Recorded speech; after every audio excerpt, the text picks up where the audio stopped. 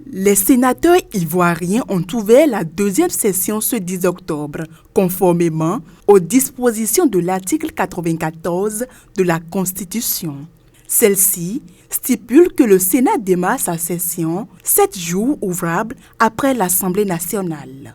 Au cours de la cérémonie d'ouverture, les sénateurs ont unanimement validé l'ordre du jour des travaux parlementaires qui vont s'étaler du 15 octobre au 19 décembre 2024. Des travaux qui seront marqués par l'examen de plusieurs textes de loi cruciaux, parmi lesquels la loi de finances rectificative pour 2024, ainsi que le budget de l'État pour l'année 2025, la ratification d'une ordonnance modifiant la loi de 2014 sur l'orientation du transport intérieur, les projets de loi concernant le code de déontologie pour les professions infirmières et de sages-femmes, entre autres.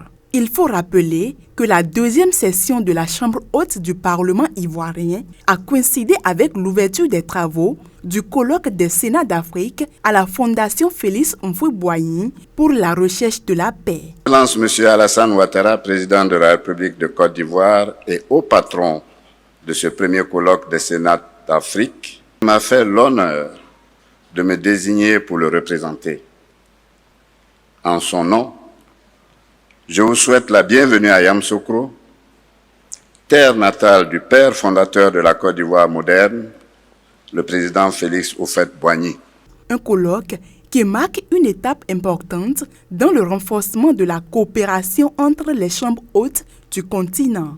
Kandia Camara, la présidente de la Chambre haute du Parlement ivoirien, a mis l'accent sur l'importance des échanges réguliers entre ces institutions parlementaires afin de promouvoir des pratiques adaptées aux réalités africaines. Une série d'engagements que ces parlementaires devraient honorer 7 jours avant la fin de la deuxième session ordinaire de l'Assemblée nationale.